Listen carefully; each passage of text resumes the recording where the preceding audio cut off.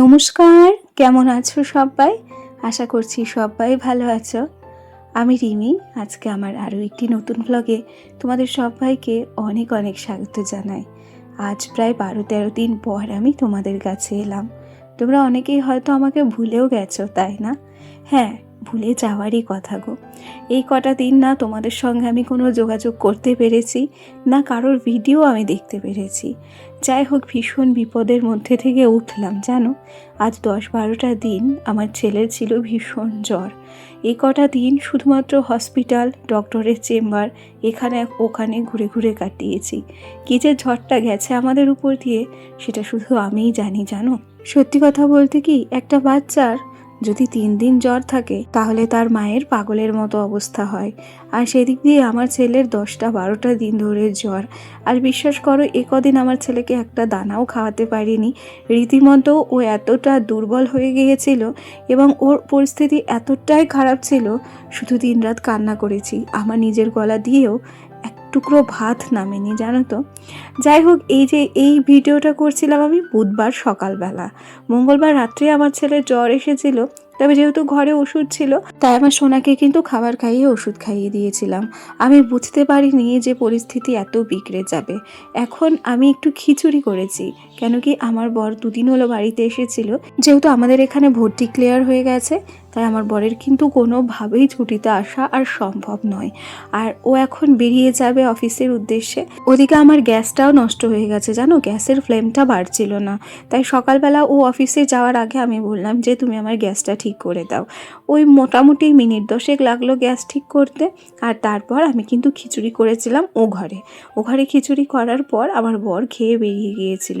আর এটা হচ্ছে বুধবার রাত, যখন আমার ছেলের জ্বর উঠেছিল 103.8। তখন আর দেরি করিনি, ওকে নিয়ে সোজা চলে এসেছিলাম আমরা নাজিরপুর হসপিটালে। ঘড়ির কাঁটায় এখন ওই মোটামুটি 11টা 10-15 বাজতে যায়। আমরা এসেছিলাম এখানে হচ্ছে রাত 9টার সময়। 2 ঘন্টা আমাদের অবজারভেশনে রেখেছিল। আর নাজিরপুর হসপিটালে যেহেতু বাচ্চাদের কোনো ইউনিট ছিল না, তাই আমাদেরকে ভর্তি রাখেনি। এবং তেহট্ট হসপিটালেও আমাদেরকে কিন্তু ট্রান্সফার করেছিল না, বলেছিল বাড়ি নিয়ে যেতে। ছেলেটাকে রাত্রিবেলা বাড়ি নিয়ে এসে পরের দিনকে আমরা গিয়েছিলাম হচ্ছে করিমপুর। আমার ছেলেকে যে বাচ্চাদের ডাক্তার দেখায় তাকেই দেখিয়েছিলাম। তাতেও কিন্তু কোনো কিচ্ছু হচ্ছিল না। জ্বর কখনো কমার নামই নিচ্ছিল না। জ্বর কখনো ছিল 101, আবার কখনো উঠছিল 103। তাই আমরা আর দেরি না করে সোজা চলে এসেছি আমাদের এ বাড়িতে। এখান থেকে ওকে নিয়ে যাব আমরা হচ্ছে তেহট্ট হসপিটালে। আর এই যে ভিডিওটা তোমরা দেখছো, এটা ছিল অশোক ষষ্ঠীর দিনকের ভিডিও। অশোক ষষ্ঠীতে যেহেতু আমাদের বাড়িতে ভাত খায় না, সেই জন্য এখানে রান্না বান্না হচ্ছে। আজ সারাদিনই আমার মা ভাত খাবে না, আজকে হবে রুটি কিংবা লুচি। আর ওদিকে হচ্ছিল ঘুগনি। আর ছেলেটাকে নিয়ে আমি এবং আমার শাশুড়ি মা দুজনে কিন্তু খুবই ব্যস্ত ছিলাম। তবে ভিডিও ক্লিপগুলো আমি একটু একটু করে তুলে রেখেছিলাম। বর্তমানে যা পরিস্থিতি, মানুষের জ্বালানিতে জাল দেওয়া ছাড়া আর কোনো উপায় নেই।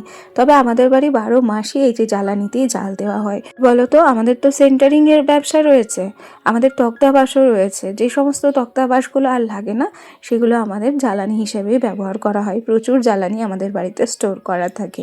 যাই হোক, গল্প করতে করতে ঘড়ির কাঁটায় এখন ওই 9:30 মতো বাজছে। ওদিকে লুচি ঘুগনি সমস্ত কিছুই হয়ে গেছে। একটু দরকারে এলাম হচ্ছে মাসির বাড়িতে। দেখো, মানুষ চলে যায় কিন্তু মানুষের সব কিছু রয়ে যায়। এটা হচ্ছে আমার মাসির শাশুড়ির ঘর। এই ঘরে সব কিছু আছে, তার সমস্ত কিছু রয়েছে, শুধুমাত্র সে নেই। আর এই খাটটা তারই ছিল। জানো তো, এই কয়েকদিনে না বেশ কিছু অভিজ্ঞতার সম্মুখীন হয়েছি গো। মানুষের যার যত কিছু থাক না কেন, যতই অর্থবল থাকুক না কেন, দিন শেষে যদি একটা পুরুষ মানুষের সাপোর্ট পাশে না থাকে, তাহলে একটা মেয়ে কিন্তু সম্পূর্ণ অসহায় হয়ে যায়। যেটা আমরা হসপিটাল, চেম্বার এদিক ওদিক ঘোরাফেরা করতে করতে বুঝেছি। আমরা যতই শাশুড়ি বৌমা দুজন মিলে ছোটাছুটি করি না কেন, দিন শেষে কোথাও গিয়ে মনে হয়েছে যদি আমার বরের ডিউটির চাপ না থাকতো, তাহলে এই অসময়ে কাউকে পাই আর না পাই, তাকে কিন্তু আমার পাশে পেতাম। আর আমি যে কোনো কঠিন পরিস্থিতি সামলে নিতে পারতাম। তবে দেখেছো, পুলিশের চাকরি এমনই একটা চাকরি, যত যাই কিছু হয়ে যাক না কেন, বাড়িতে যতই সমস্যা হয়ে যাক না কেন, সে শুধু ফোন করে খবর নিতে পারবে আর সেখানে বসে ছটফট করতে পারবে। তাকে না ছুটি দিলে, তার না ছুটি থাকলে সে কোনো রকমভাবেই আসতে পারবে না। আমার বরেরও ঠিক সেরকম অবস্থা হয়েছে। এদিক থেকে আমি ছোটাছুটি করছিলাম আর ওদিক থেকে সে ছটফট করছিল। তবে সে বাড়ি এসেছিল একটা দিনের জন্যও নয়, মাত্র কয়েক ঘন্টার জন্য। এখন আমরা চলে এসেছি হচ্ছে তেহট্ট হসপিটালে। আর আজকে তেহট্ট হসপিটালে ছিল ভীষণ ভিড়। যতটা ভিড় আউটডোরে ছিল ঠিক ততটাই ভিড় ছিল ওষুধের লাইনে। মোটামুটি আগে থেকেই আমি আমার বোনকে এখানে পাঠিয়ে দিয়েছিলাম এবং তারপরে আমরা এসেছিলাম। ছেলের অবস্থা তো ভীষণ খারাপ ছিল। প্রথমে ভেবেছিলাম যে আমরা হসপিটালে ভর্তি করব, তবে ডক্টর ওকে দেখে ওষুধ দিয়েছে। হসপিটালে ভর্তির কোনো প্রয়োজন ছিল না বলে হসপিটালে ভর্তি নেয়নি। অবশ্য যদি এমার্জেন্সিতে নিয়ে যেতাম তাহলে ওকে ভর্তি করে নিত। যাই হোক, হসপিটালের ওষুধটা খাওয়ার পর আমার সোনা কিন্তু অনেকটা সুস্থ হয়েছে, তবে ভীষণ পরিমাণে দুর্বল হয়েছে। আজ অনেক দিন হলো যেহেতু তোমাদের কাছে আমি আসি না, সেই জন্য মনে হলো যে না, আজকে এই ছোট্ট আপডেটটা তোমাদেরকে দিই।